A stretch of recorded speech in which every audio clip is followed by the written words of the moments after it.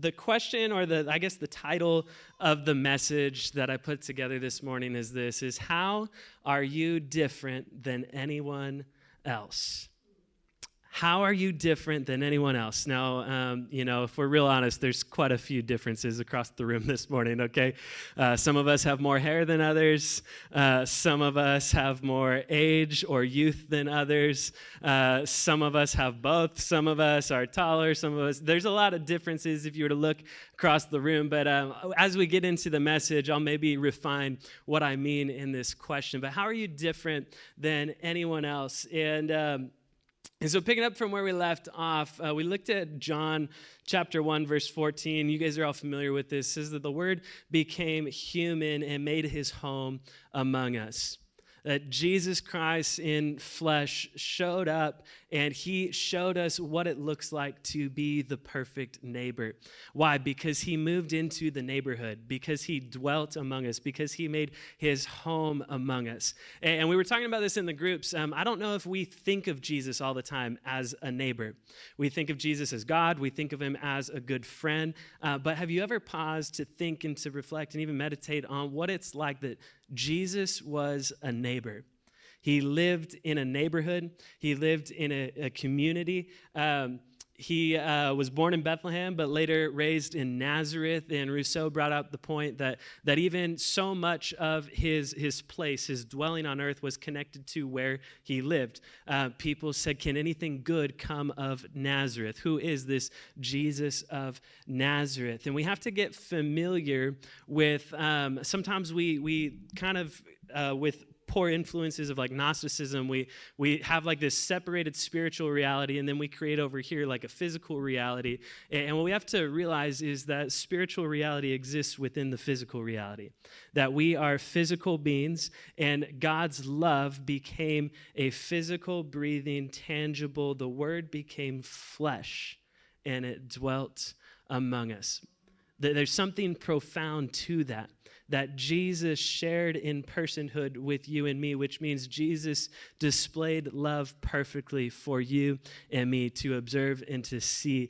And so Jesus, he lived in a physical place with actual people, and that's something we need to be reminded of, and to rediscover this idea of a theology of place, of here and there, that your neighborhood, I love the way Rousseau said this in the session. He said that where you live is a place, someone say place, where you can say, your kingdom come, your will be done on earth as it is in heaven.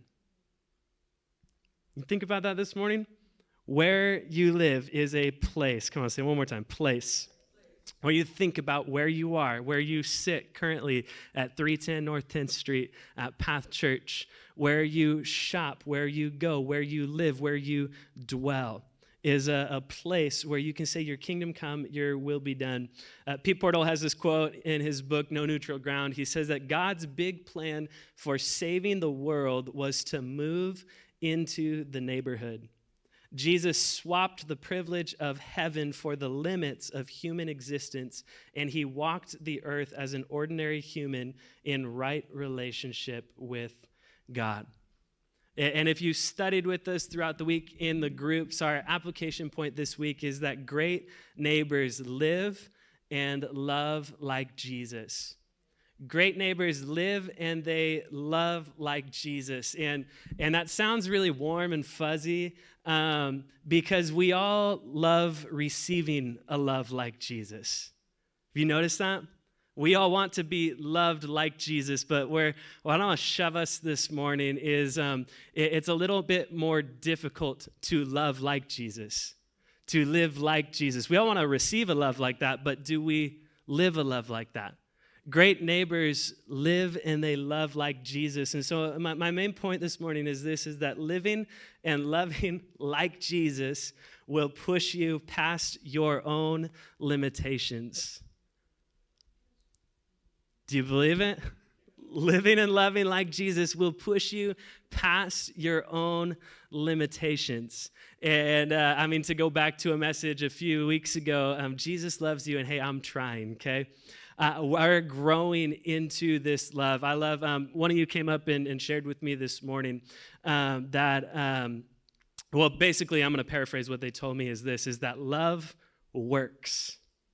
Love works. Turn to the person next to you, say, love works. Love works. Came in and shared this point. I shared a C.S. Lewis quote the other week about that love is not just a feeling, love is an action. The commandment to love doesn't ask whether you like your neighbor. We're commanded to love our neighbor, to live and to love in the way that Jesus lived and he loved. And the C.S. Lewis quote says something to the effect of, don't bother worrying about or questioning or trying to muster up the feelings of if you love someone, act as if you did. And when you do, you'll find the reality that you will presently come to love that person by the action of doing it. And I had someone come up to me this morning and say, hey, that worked. I put it into practice with someone I've been really struggling in relationship with, and I did it, and it worked. How many of you guys believe that love works? And love works not because it's something that we've manufactured or something that we found in a dictionary or something that we've grabbed up off a store shelf. It works because it is perfected in Christ Jesus. Because love is defined in who God is, and because his physical presence dwelt and tabernacled with us, and his spirit has made us a living temple of his presence, we can live and love in the way that Jesus loved because his love works through us. Amen? And to say it the way John says things often, John Farrington, if you guys are familiar with that guy in the front row this morning. Yeah, I know. That's a good joke, right there. Like everyone, they laughed at that more than anything else I've ever said. Oh, man. John says this thing all the time. He says that it's naturally supernatural. It's naturally supernatural. Sometimes we think of the supernatural in these kind of like, wow, like, you know, and I mean, we put different, like, I guess, expectations of what we view as supernatural, but the supernatural actually intercedes the things which are natural. That the Word became flesh, that heaven dwelt among this earth with us in human flesh. Supernatural is very natural, and love is naturally supernatural. And that's why living and loving like Jesus will push you beyond your limitations. Because in the natural, you and I have a deficient ability to live this perfectly. But in him, the supernatural that dwells within us, we can come to love in the natural. Does that make sense? I want to bring you to a key text this morning, Matthew chapter 5, verse 43 through 48. And Jesus says this, and man, please don't get tired of this because we got 3 more weeks left, okay? And also remember this is what Jesus said is the greatest commandment. So everything comes back to it. So if you get bored of it, good, okay? Kind of like our series last year, press repeat. We don't graduate. Like, we got to keep this in focus because it's what everything hinges on. Matthew 5, 43 through 48, Jesus says, you have heard that the law says, love your neighbor and hate your enemy. But I say, love your enemies and pray for those who persecute you. In that way, you will be acting as true children of your Father in heaven. In other words, this reflects God's character. For he gives his sunlight to both the evil and the good, and he sends rain on the just and the unjust alike. If you love those who love you, what reward is there for that? Even corrupt tax collectors do that much. And if you are kind only to your friends, how are you different from anyone else? For even the pagans do that. But you are to be perfect as your Father in heaven is perfect. So I'll ask you again, how are you different from anyone else? How are we different from anyone else? Well, it's that great neighbors live and they love like Jesus. And so we have to ask the question, how did Jesus live and how did Jesus love? And I have to tell you, some of you aren't going to like the answer. Some of you aren't going to love it. In practice, maybe in theory, it could sound like a good idea, but practicing it How many of you guys know is a lot different? Great neighbors live and they love like Jesus. Look, if you only love people who are friendly to you, if you're only friendly to people who are friendly to you, what difference is that from anyone else? We all do that. But there's a greater love displayed in the way that we love those who don't act loving towards us. And it's like I said, it's come up. It's great doing life together in discussion because I've seen it come up in groups and in conversations and things where we start talking about how great of a neighbor we are, and then we start talking about how not great of a neighbor other people are. And then we claim to be loving those people that aren't great neighbors, but then we ask the deeper questions of how are you loving that person, and we can't define it. We don't actually have relationship with those people. Relationship is not a feeling. Relationship is ongoing, and it's investment, and it's some words we don't like, sacrifice and struggle and trying. And so how do we love like Jesus? Well, in this passage in Mark, he says this, and I found it interesting because you'll read through the Gospels. Hopefully, you're familiar with the Gospels this morning. Matthew, Mark, Luke, and John record the life and the ministry and testament of Jesus. And Jesus says, look, if you love only those who love you, what reward is that? And I highlighted this spot in the middle because I found it so reflected in the way that Jesus lived. It says, even corrupt tax collectors do that much. Well, check out this story in Matthew chapter 9, verse 10 through 17. Later, Matthew invited his disciples to his home as dinner guests, along with many tax collectors and other disreputable sinners. But when the Pharisees saw this, they asked his disciples, why does your teacher eat with such scum? When Jesus heard this, he said, healthy people don't need a doctor. Sick people do. And then he added, now go and learn the meaning of this scripture. I want you to show mercy, not offer sacrifices, for I have come to call those, not to call, hey, make sure I read this right. For I have come to call not those who think they are righteous, but those who know that they are sinners. I love what it says. There's a parallel passage, and you've heard me say this a lot. A lot of scriptures have parallel passages. Well, the same interaction is recorded in the book of Mark, chapter 2:15, and it has this little in parentheses in my translation that I really like. And so it says this in Mark chapter 2, verse 15. Later, Levi, also called Matthew, invited Jesus and his disciples to his home as dinner guests, along with many tax collectors and disreputable sinners. And then in parentheses, it says this. It says, there were many people of this kind among Jesus's followers. There were many among this kind of Jesus's followers. And what I find true of Jesus is more of a struggle for you and I. You know, when we look at our home groups over the last few weeks, how many of us find homes full of disreputable sinners and tax collectors and, right? Jesus was found among these people, and it says there were many more among his followers, and we're getting trapped in these conversations in our group of how to become a good neighbor, and what we want to keep circling back to is how we already love each other. Man, I love Path Church and the people that go there. And we start talking about how I've loved this person for 30 years and my relationship with so-and-so. And then I met this person. And let's just not use the grocery store as an excuse, okay? Because it's really easy to love someone you see for 5 minutes and then never see again, okay? I think if Jesus was going to, modernize the scripture, he'd probably say that. Even corrupt people can put a fake smile on and love the person at the grocery store, okay? But man, it takes something different to do what Jesus said, which is to love your enemies, to pray for those who persecute you, and to, in turn, actually love them. What did Jesus do? Well, he was found among these people, so much so that the upright people had a problem with it. So much so that the people that hang out, sit next to you on a Sunday morning that claim to love Jesus so much would be very offended if you were to hang around this type of people. What were you doing over there, Pastor? What were you doing over there, Elder John or Sister Susie, or, fill in the blank?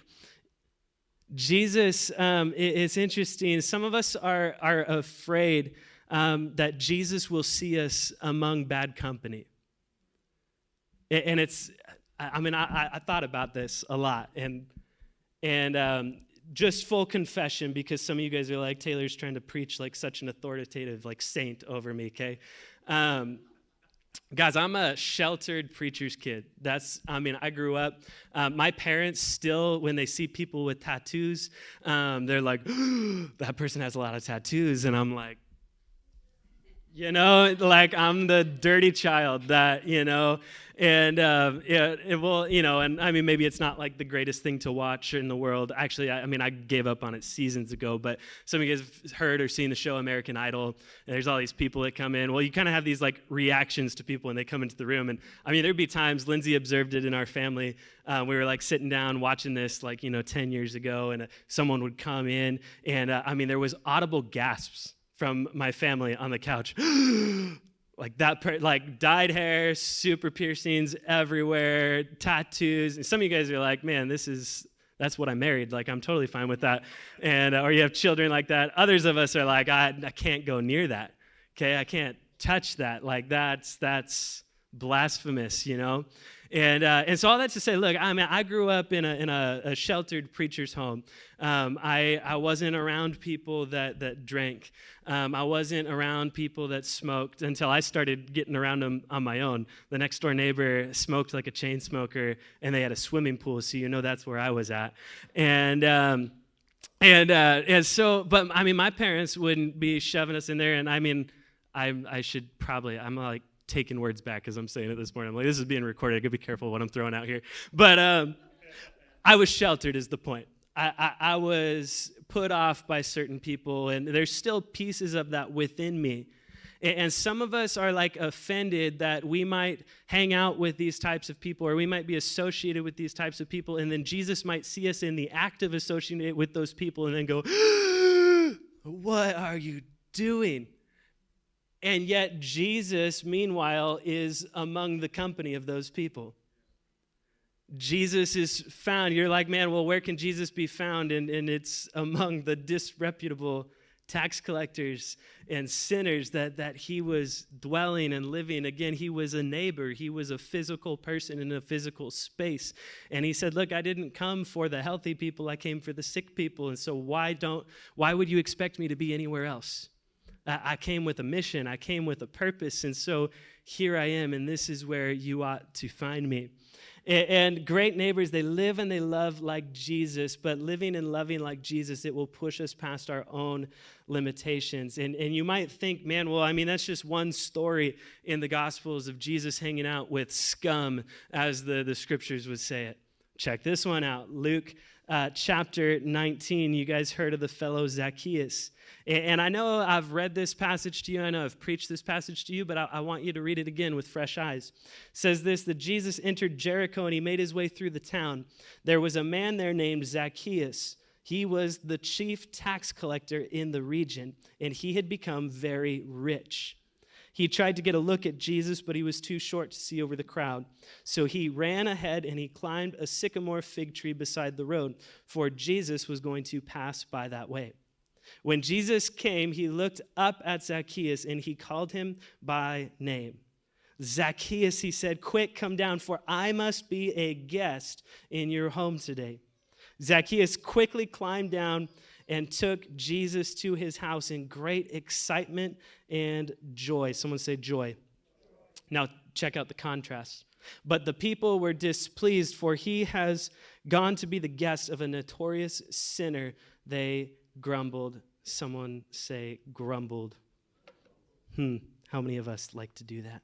Meanwhile, Zacchaeus stood before the Lord and said, I will give half of my wealth to the poor.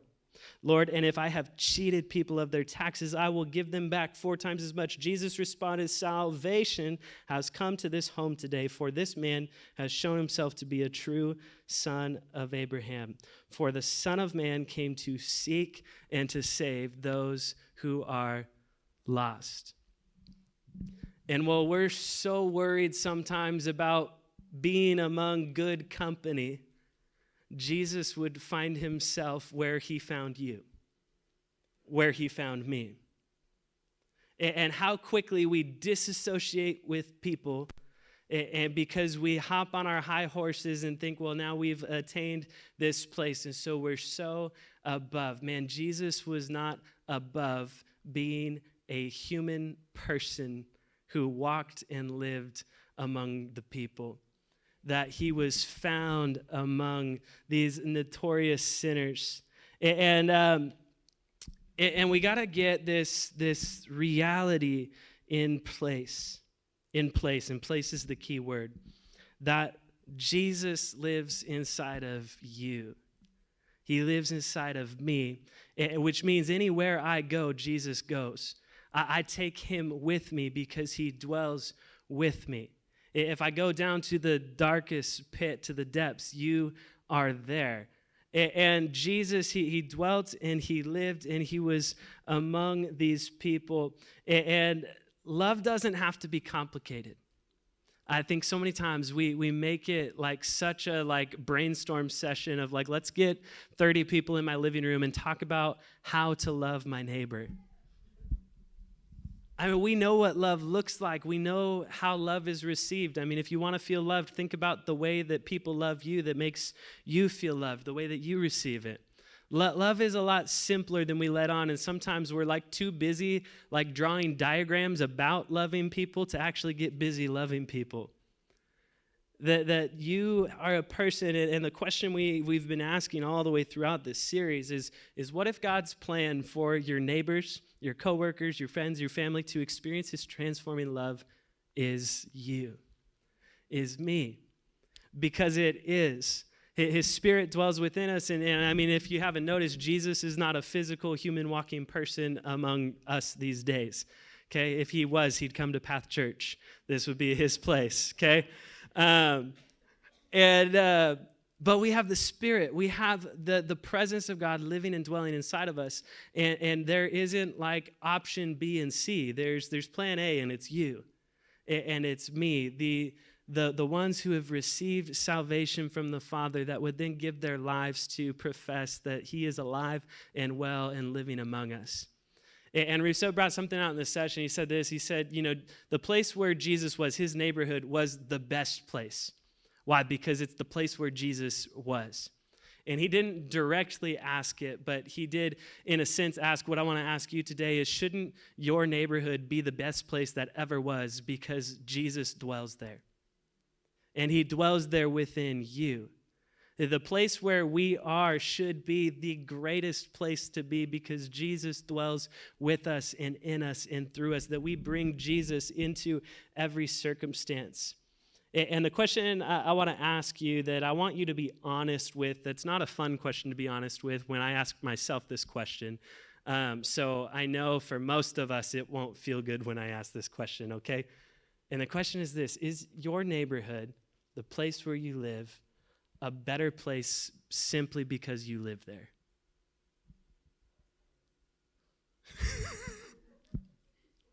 Is your neighborhood, the place where you live, a better place simply because you live there? I mean, apply it to wherever else you want to apply it to. Is my family, a better place simply because I reside within my family? Is my work a better place, an enjoyable place to work simply because I live there? And would anybody miss me? I mean, some of us, it'd be like, good riddance, thank the Lord. Your neighbor's been praying for you to be gone for a long time. Would they miss us if we were gone? Would there be a hole or a gap in the presence within the neighborhood because we left? See, if this is true of Jesus in a physical, bodily presence, then it's true of you and me. That where we are should be places where his kingdom comes and his will is done on earth as it is in heaven. And I don't know if we all live like that. And I know sometimes, I don't know, I'm not trying to be like the Debbie Downer in this series. It's like, you all suck, okay? But I mean, kinda, because that's, I mean, I told you guys, it came for me before it came for you. But I mean, if we're not willing to ask the hard questions, will we ever become what we're supposed to become? If we just live comfortable living and we're convenient and fine with the way things are, will we ever actually make a difference in the world that we live in? And so, I mean, it might feel like there's a little pencil sitting or a little thumbtack under your seat when you come to Path Church, okay? But it's intentional. It's a love for you and for me that we would be difference makers in our communities, in our neighborhoods, around the world. Again, we say this all the time. We're a local church making a global impact. I don't want to just be a place of feel-goods and nice statements and proper people that show up. And I know that when we look around, I mean, this Path Church is not necessarily the place of thieves and tax collectors and adulterers and prostitutes. But what if it was? And what if it should be? And sometimes we think, well, they're just going to show up. Jesus went and found them. I mean, look at all these examples. He sought out Zacchaeus. What are you doing up in the tree? He sought out Levi. What are you doing in your tax booth? Hey, how about you come with me? Like, can you imagine to invite someone into your home, to share a meal at your table, to dwell with them, to do life with them, not to just quote a scripture at them, but to embody the scripture? Love, to live and love like Jesus, it will push us beyond our own limitations, and that's good. Because you and I need to begin to operate in the supernatural while we live in the natural. That God's love would supernaturally be working in and through us, and that we would desire it, and we would be open to it. And some of you guys have heard that little song. Man, I got to bring it to my memory. I know it's in my notes somewhere. This little light of mine. We could maybe end the service today by singing it together. But I'm going to let it, right? This little light of mine, I'm going to let it shine. And there's this part, hide it under a bush, oh. Oh, you guys are not awake yet. That or you didn't go to Sunday school to learn the song. Okay, the key word I'm looking for is no. Hide it under a bush, oh no. Hide it under a bush, oh. No. All right, we'll just subpar, but we'll call it good, okay? So, hide it under a bush, oh no, we sing the song, I'm gonna let it shine. Some of us, our bushes are the garage door that we come in, we park the car and we shut it behind us, or the front door and we rush in and we lock the door behind us. Hide it under a bush, oh no, I'm gonna let it shine. Nope, not gonna hide it yet. We hide ourselves. And we keep ourselves away from the interactions and the places where we might actually learn to love somebody if we would expose ourselves, if we would invite ourselves to be present among people. I'm going to let it shine. That's not metaphorical. You are the light. The light is living within you. And if you hide yourself physically, you hide the light. We keep it away. And our love is supposed to be through action on display. I want to say this is that love, it doesn't have to be complicated. And to prove my point, I want to share a video this morning. If you were in my group, you got a sneak peek of this, but it's a little news article that I remembered from like 8 years back, and luckily they didn't delete it from the internet, and I found it. And so hopefully this works for you this morning, and we can play this, and just check this out on the screen. Back now to a pretty heartwarming story out of Canada where an 88-year-old woman got quite the incredible send-off. Such a sweet story. Listen to this. The grandmother has been waving to students from her window or porch for more than 12 years, and hundreds of teenagers showed up one last time to say goodbye. Dean Stoltz has that story. It's something students from Highland Secondary School in Comox have been doing every day for years. But for the last time, they've come in the largest group ever to wave goodbye to a dear friend.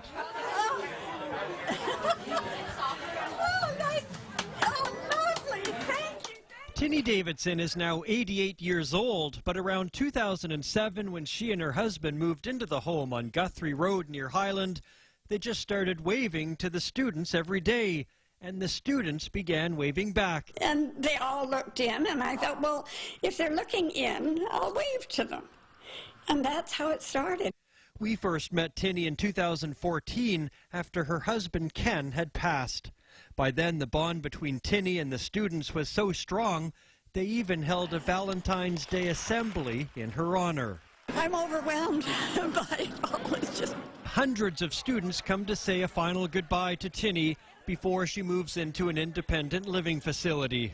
3, 2, 1. Bye. No, it's just, I was shocked again that there's so many kids that want to say goodbye to me. Have you waved to her every day? Have you walked by here? I have, yeah, all the time, every day. It has really brightened up all of our days every time we walk by here. I think it's gonna be kind of a tough legacy to continue for the person living here now. I think I've connected very well with them. It's been fun. If you're like me, you watched that video and you wish Tinny lived in your neighborhood. But the important thing is that you live in your neighborhood. And you and I can be the love of Jesus on display where we are, in the physical, literal place where you live. 1 John says it this way, chapter 2, verse 7 through 8. Dear friends, I'm not writing a new commandment for you. Rather, it is an old one that has been had from the very beginning. This old, I put air quotes in that, commandment is to love one another, is the same message that you heard before. Yet it is also new in that Jesus lived the truth of this commandment. And I love what he says to his audience he's writing to. He says, and you are also living in it. For the darkness is disappearing and the true light is already shining. Could the same be said of you and me in the places where you and I live? That the darkness is disappearing. That let your light so shine before men that they would see your good works and they would glorify your Father in heaven. Is the light radiating in you to a point that the place where you live and you dwell and you do life, that the darkness in your surrounding realm is disappearing and that the true light is already shining? And I was thinking kind of a visual of like a light switch, and I didn't think about it long enough. So if this doesn't come out very theological or it's off, just give me some space here, okay? But I was thinking of a light switch. That a light switch, if you know anything about electrical, the incoming power and the outgoing power to whatever that might be. So the outgoing power would go to like the light that you're trying to turn on, and the incoming power comes into this switch. And what a switch is it breaks the signal up. And the switch breaks the signal. So when you flick the switch off, it breaks the incoming signal so that no power transmits into the light that you would rather turn on. But if you flick the switch, there's a connection point where the signal is restored and it allows the light to pass through. And so I'll bring us back to this cute little song. This little light of mine, I'm going to let it shine. This little light of mine, I'm going to let it shine. Let it shine. Let it shine. Turn to the person next to you. Let it shine. Come on. Let it shine. There's a switch in all of us, and it's within each of us to allow this switch to be on or to flip it off.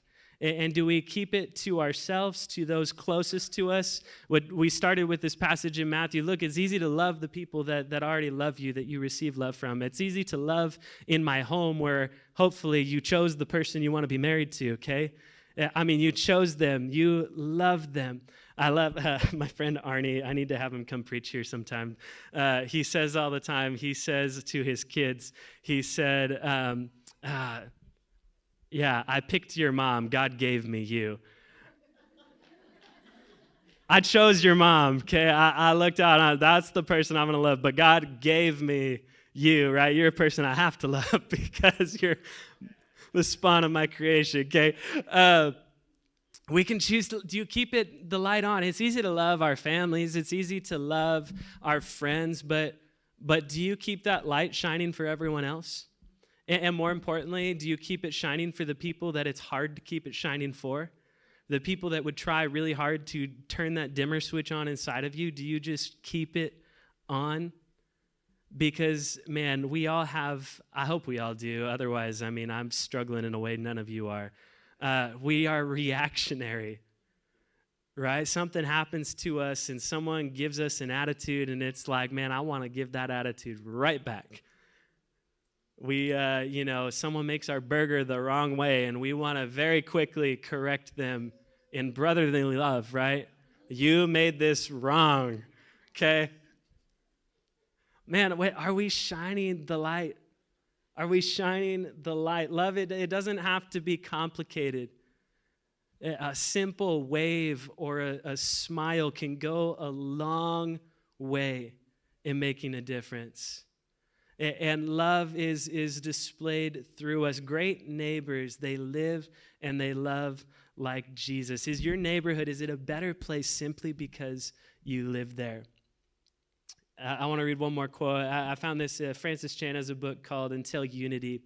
And he says, it's usually people who aren't thinking about the masses who actually reach the masses.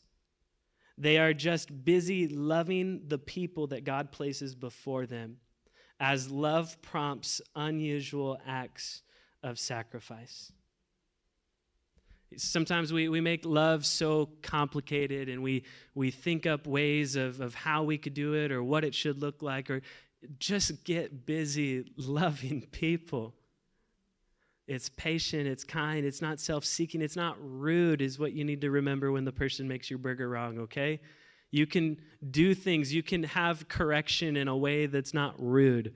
You can do things in a way that are loving in attitude, even if your feelings haven't yet caught up to that. Do we love those around us? And so I want to ask you this question. I'm going to do something hopefully a little different than normal for all of us today. But I want to ask you this question again. Is where you live a place where you can say, your kingdom come, your will be done on earth as it is in heaven? And so what I would typically do, and I don't know if it's helpful for any of us, is that we would say a prayer up here, or we would let those who choose to respond, and then we'd say, all right, thanks for coming to church on Sunday, and now have a great day, and we'll see you a whole 7 days from now, okay? But I want to do something a little different, and so I'm going to invite all of you to stand with me this morning. And maybe I'm just getting tired of doing all the work up here. But what we're going to do is we're going to pray together this morning. Because, again, this sermon series isn't about applauding Jesus for the words he said. And like, Jesus, you're really smart. That was a good thing you said. This is the greatest commandment that everything goes back to, Shema, that you would hear and that you would do. And everything else hinges on this. So if we're not doing it, there's a real problem. There's a real breakdown in Jesus' plan A for which there is no plan B, okay? And so I want you to huddle up with a group of people. I'm going to say groups of maximum 6 people, just in case there's couples in the group. So no more than 6. Huddle in a little group, and here's what we're going to do is I want you to share with the people in your group your name, where you live. So maybe that's Jacksonville or Grants Pass or Medford, the city you live in. And then I want you to name the street you live on. Okay, because here's the problem. We keep generalizing everything, and we're really good at generalizing everything. But we're trying to break the habit that maybe Jesus actually called you to love the person that lives next door to you. Maybe he did also call you to love the person in the grocery store, and he did also call you to love the person that attends Path Church, but he also commanded you to be the place where you live and you dwell, to be a place where you would say, your kingdom come, your will be done on earth as it is in heaven. So here's what it's going to look like. You're going to get together in a group of 6 people, or no more than 6, and then you're going to tell them who you are, where you live, and the street you live on. And then you're going to pray a prayer like this. I'm going to pray it over myself because I don't know the streets that you all live on, okay? Lord, I pray for Taylor in the city of Medford, and I pray that your kingdom come, your will be done on Midway Road as it is in heaven. Okay, pray for the specific place in which you live, and don't have the other person pray for themselves. You pray over them as we're joining together in this, okay? So 3, 2, 1, huddle up, spend some time praying for one another.